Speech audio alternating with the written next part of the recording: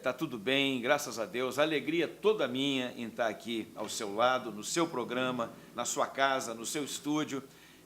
Você é sempre um campeão de audiência. Obrigado, amigo. Com este público que te acompanha há mais de 20, 25 anos, eu nem sei, já são quantos anos? Já está passando de 30, De Mansur. 30 anos de comunicação.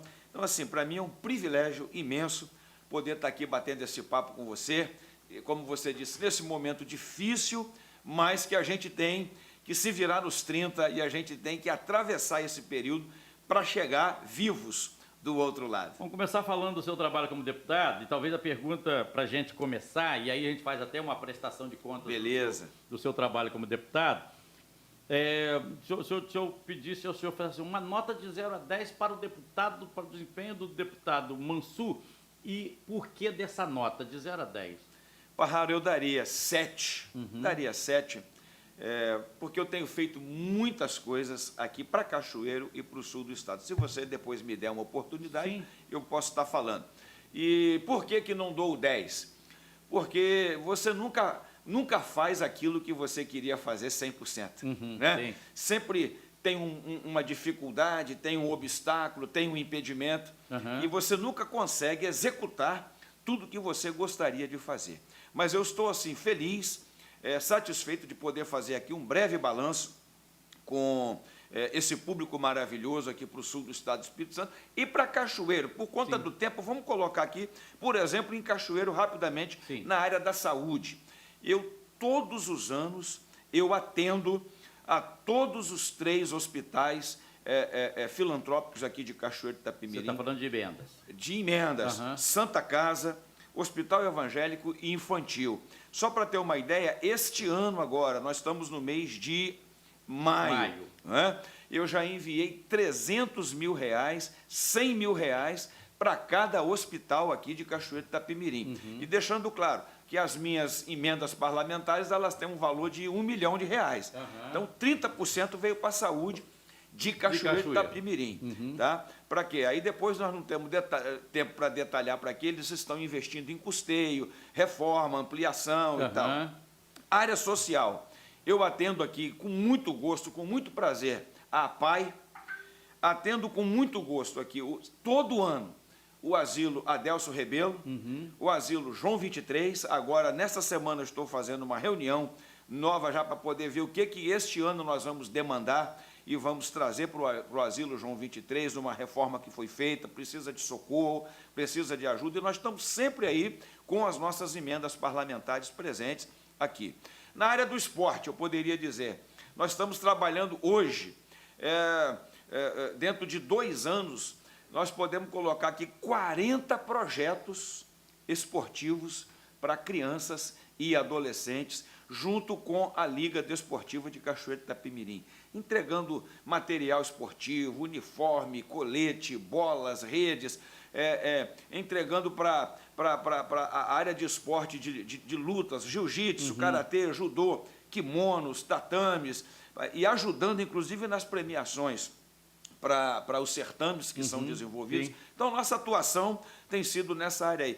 Agora, na questão da infraestrutura para Cachoeiro de Itapemirim, né? Aquele asfalto do Jacu, que nós fizemos ali, que vai para Borarama, até no centro da comunidade de Jacu, que tinha uma cabeça de burro enterrada ali há mais de 30 anos.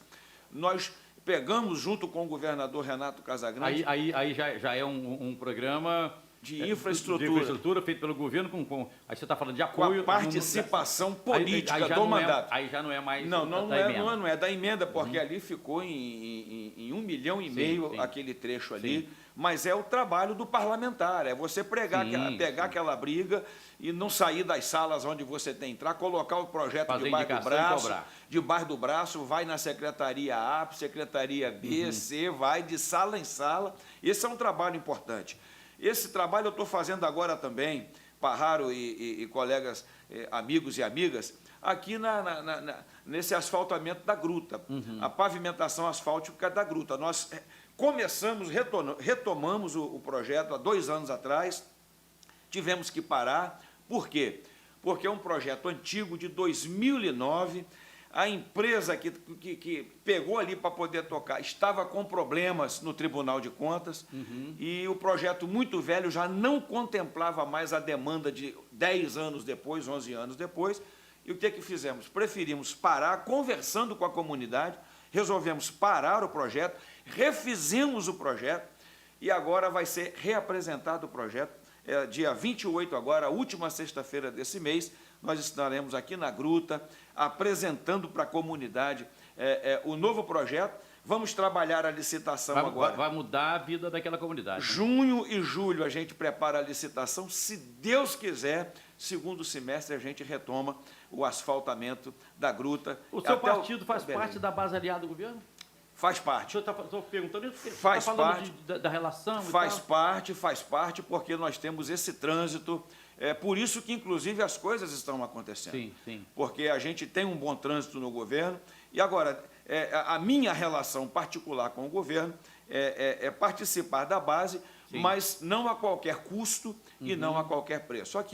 Os temas que eu julgo que eu preciso considerar e preciso discutir mais, eu não embarco 100%. Recentemente, a Assembleia aprovou um projeto do governo que é aquele auxílio para os profissionais da educação, professores, na compra de computador. R$5.000. R$5.000. Para 15 mil professores. A posição do Mansur? A posição foi favorável. Ela foi porque o professor, eu quero dizer isso bem claro aqui, independente da pandemia, o professor precisa de estrutura de trabalho. Por exemplo, eu estou com você aqui agora, você está com uma ferramenta de trabalho. Esse computador é uma ferramenta de trabalho. E hoje, independente de pandemia, neste mundo pós-moderno, o professor ele precisa dessa ferramenta e o salário que o professor ganha, diga-se de passagem, com os compromissos mensais que ele tem, verdade, não comportam e não possibilitam que o professor tenha uma ferramenta dessa aqui, um computador, um tablet, né? E até mesmo a manutenção de uma ferramenta de trabalho. De trabalho para ele poder ter. Isso é importante, Parraro, porque hoje nós já estamos na era, não é nem mais do data show numa sala de aula, para você dar uma aula bem dada. E aqui eu falo como professor também, que sou professor do IFES. Né? Você precisa hoje de ter um Chromebook. O que é um Chromebook? É um laboratório de informática portátil, isso aí. Entendeu? Uma bancadinha onde você tem ali tudo na mão, você tem ali a internet, você tem o computador e você leva isso de sala para sala. Acabou aquele negócio, nós vamos levar os alunos para o laboratório de informática. Não, o laboratório já está numa mesinha, numa bancadinha com rodinha para você levar para onde precisar. Lá na sala de aula não preciso deslocar o aluno. Não. Então, esse dinheiro ele é muito bem empregado e tudo que for investido, Parraro, em educação, principalmente para capacitação do profissional que está à frente da sala, ainda é pouco. Como é que você avalia, nesse quesito específico, o governo de Renato, do Casagrande? Em que... No sentido... com a educação. Com a educação. Aí eu falo de estrutura de escola, professor, está recebendo, esse é um programa do governo, né? Que avaliação você faz? Olha, você veja bem, eu dei 7 para mim. Você, então, também não vou dar 10, não vou dar 10 para o governo. Eu colocaria 6,5. Sim. 6,5 aqui para o governo, porque... Lembrando que nós estamos falando especificamente de educação, na área da educação, porque tem muita coisa para ser feita. O Espírito Santo tem na faixa de 500 escolas estaduais. E, assim, quando a gente fala, por exemplo, em estrutura, você, por exemplo, tem muitas escolas que precisam ser reformadas, muitas escolas desestruturadas, muitas escolas que não têm uma quadra, por exemplo, coberta para o aluno desenvolver uma atividade ainda recreativa. Existe muita escola com estrutura física capenga. Então, assim, é muito dinheiro, né? E o orçamento ele tem que ser um orçamento cada vez maior para você poder atender isso. Agora, por outro lado também, o secretário Vitor De Ângelo, por exemplo, eu elogio o trabalho dele, porque ninguém vai conseguir fazer aquilo que eu digo, 100% daquilo que gostaria de fazer, mas ele tem uma cabeça bem arejada, uma cabeça voltada para o pós-moderno. Ele por exemplo, tem doutorado, e dentro das dificuldades orçamentárias que tem, porque tudo que nós estamos falando aqui é dinheiro, é investimento, né? Então, dentro das limitações orçamentárias e financeiras que ele tem, eu acredito que está desenvolvendo um trabalho aí para 6,5, 7. O senhor falou aqui da questão da modernidade, né? Da questão do digital na educação. Esse é um processo que avança, a escola precisa se modernizar. Quando o senhor fala aqui da questão da auxílio para o professor comprar o computador e tal, esse investimento, já está nessa área, isso é importante. O Estado caminha nessa direção? Está caminhando. Nessa direção? Está caminhando. Eu estive agora, recentemente, lá na Secretaria de Educação, quando eu falei aqui, esse Chromebook, que é esse laboratório portátil, né? Já tem 1.000 desses laboratórios comprados. Chegaram 200, já foram distribuídos. Tem mais 800 para chegar, para poder começar a distribuir para as escolas aí. Então, está caminhando, sim, na direção dessa modernidade. Agora, o que é que nós estamos enfrentando no país hoje, Parraro? Por incrível que pareça, você não está tendo equipamento para entregar, tá? Se você comprar aqui para o seu programa aqui 100 computadores desse aqui, você vai ter dificuldade de receber. Essa área da informática... Então, está assim, está uma questão muito acelerada. Além do preço está lá em cima quando subiu demais, subiu demais. Verdade. Deputado, breve intervalo comercial, voltamos hoje conversando com Marcos Mansur, deputado estadual do PSDB. Essa é a conversa. Intervalo rapidinho e voltamos.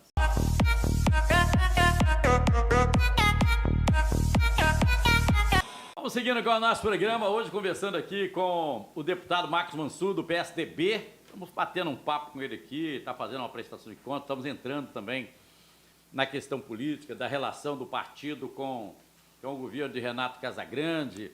Vamos continuar a nossa conversa aqui, sempre no oferecimento de Cofril, sabor a toda prova. A melhor linguiça para o seu churrasco é da Cofril. Café Sossego puro das montanhas do Espírito Santo. Óticas da Corujinha. 5 lojas em Cachoeiro. Hospital Evangélico de Cachoeiro, trabalhando pela valorização da vida. Mansur, ser político no país nunca foi fácil e não está fácil, né? Verdade. Em época de pandemia, isso melhorou ou não? Parraro, eu acho que piora porque aumentam as demandas, aumentam as necessidades da população, principalmente na área da saúde, na área econômica, e a gente às vezes fica de mão atada e na mesma situação em que às vezes o próprio cidadão demanda da gente. Sim. Né? Por exemplo, vamos aqui falar.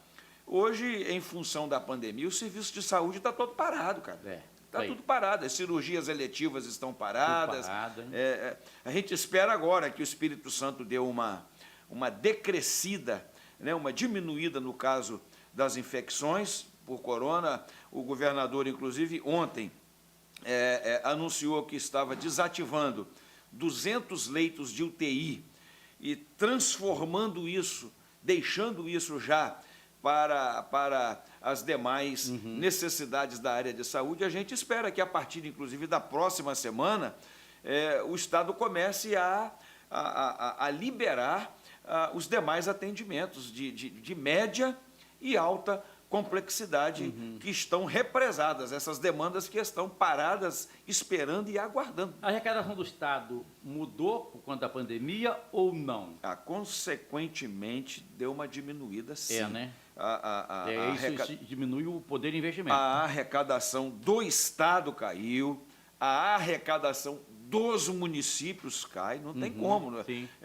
Há alguns setores em que caiu mais do que os outros. Né? Mas, em média, a arrecadação caiu na faixa de 40% hoje. Nesse período aí, vamos colocar de 45 dias de quarentena que nós tivemos no Estado do Espírito Santo. A Assembleia acompanha a aplicação dos recursos do governo federal que chega para a saúde, que chega para o combate à Covid-19. A Assembleia acompanha e de que maneira isso está sendo aplicado, porque se questiona muito hoje, o governo federal está mandando milhões e milhões e os governos não estão aplicando mal ou não estão aplicando. Como é que é com o Estado? Porque o senhor está lá dentro. Tem muito fake, né? Tem muita conversa ideológica, lógico, né? Dentro desse contexto, se falou, político por se trás, falou que o Estado do Espírito Santo recebeu 16 bilhões. Não recebeu 16 bilhões. O Espírito Santo recebeu um pouco mais de 15 milhões até agora. Sim. Porque eu mesmo fiz um requerimento em cima dessa pergunta que você está fazendo.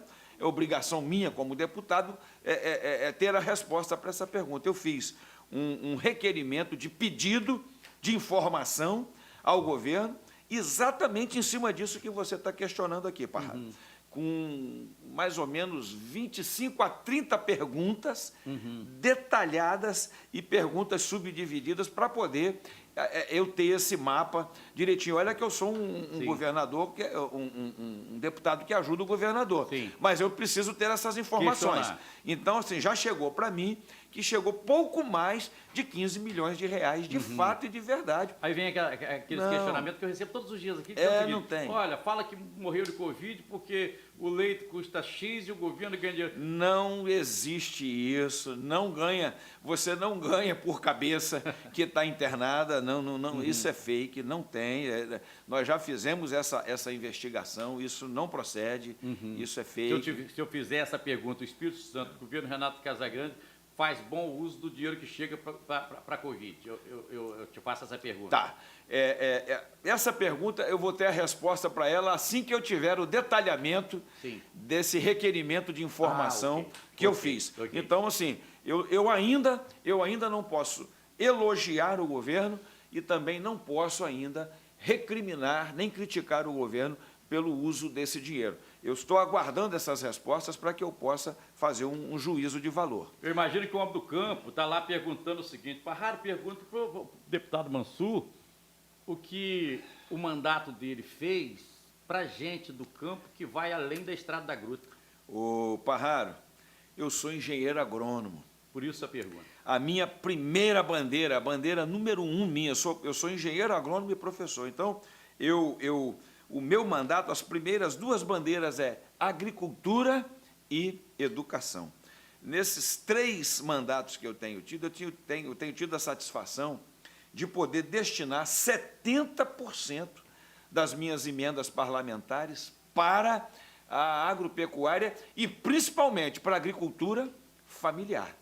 Porque se tem uma coisa que me dá tristeza é quando eu ando 10 quilômetros de terra, de chão, nos nossos municípios adentro, e nesses 10 quilômetros você encontra 10, 15 casinhas de colonos arrebentadas, sem porta, sem janela. Aquilo significa o quê? Abandonadas. Sim.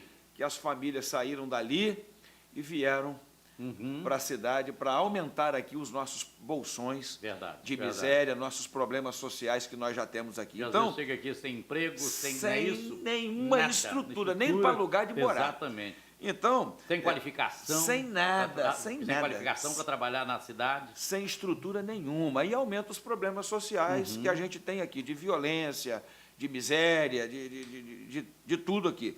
Então, assim, eu destino, assim, com muito gosto, máquinas, implementos, tratores, políticas de desenvolvimento para o homem do campo, por exemplo, para facilitar a vida dele. Eu brigo com o governo para levar internet rural, eu brigo com o governo para levar estradas. O projeto Caminho do Campo é um carro-chefe do nosso mandato, para melhorar o acesso do cara, a condição da vida da família que está no campo, para que eles tenham o mínimo de valorização e de dignidade e de condições para continuarem aqui. Agora mesmo, o meu telefone, todo dia pedido para eu visitar 3, 4 comunidades que tem uma ponte quebrada, tem uma estrada que caiu, um barranco que não tem como transitar, e a gente está sempre fazendo esse trabalho para o interior e para a nossa agricultura, principalmente para o pequeno,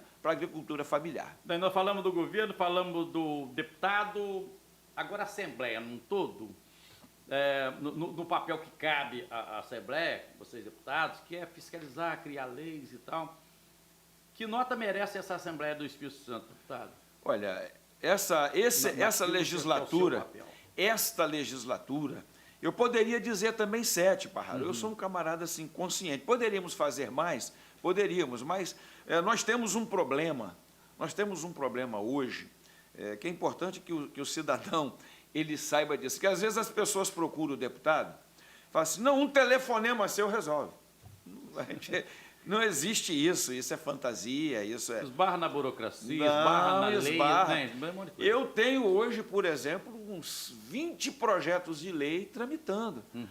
Projetos bons, e o meu caso é o caso de outros também.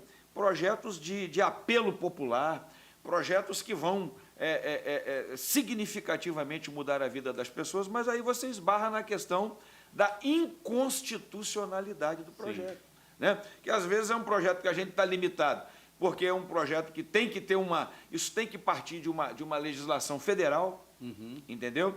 Muitas das vezes aquele tema ele entra na competência do executivo, tem que partir do executivo aquilo ali, por isso que aí existe o projeto de lei, que é o PL, e existe um projeto de indicação, um projeto de lei indicativo, aí você só pode indicar ao governo, ao executivo, mas ele vai fazer se ele quiser fazer ou não. Né? Porque o legislador não pode criar um projeto que vai... que vai criar despesa para o executivo e nem invadir alguma coisa que seja de competência do executivo. Então, às vezes, a população não entende essa questão. A gente até tenta forçar uma barra, você entra com o projeto, sabendo que, quando passar na Comissão de Constituição e Justiça, ele vai ter problema. Quando passar, por exemplo, no crivo dos procuradores da própria Casa, da Assembleia, eles vão questionar a competência de quem constitucionalmente pode fazer aquilo, entende? Então, a gente tem uma série de limitações, mas por isso que eu digo que a nossa nota é uma nota 7, mas é uma Assembleia combativa, é uma Assembleia que comparece, quando tem que votar questões importantes para o Estado, ela não se furta. Né? Nesse período, por exemplo, agora de pandemia, a Assembleia tem se reunido basicamente quase todos os dias, porque as nossas reuniões não se resumem ali na segunda, na terça e na quarta. A gente tem se reunido remotamente, as comissões, e às vezes o presidente precisa de debater uma questão, não tem hora. Então, nós estamos... É uma Assembleia que comparece quando é demandada e é uma Assembleia muito combativa. Agora, por exemplo, nós estamos travando uma guerra, uma batalha. Estão querendo fechar, e assim, lamentável isso, 27 comarcas aqui no Estado do Espírito Santo. Sim. O Tribunal de Justiça querendo fazer agregar e tirar dos municípios 27 comarcas. E nós estamos numa briga. O tribunal está falando de uma economia de 12 milhões, né? 12 milhões. Uma economia irrisória. Mas isso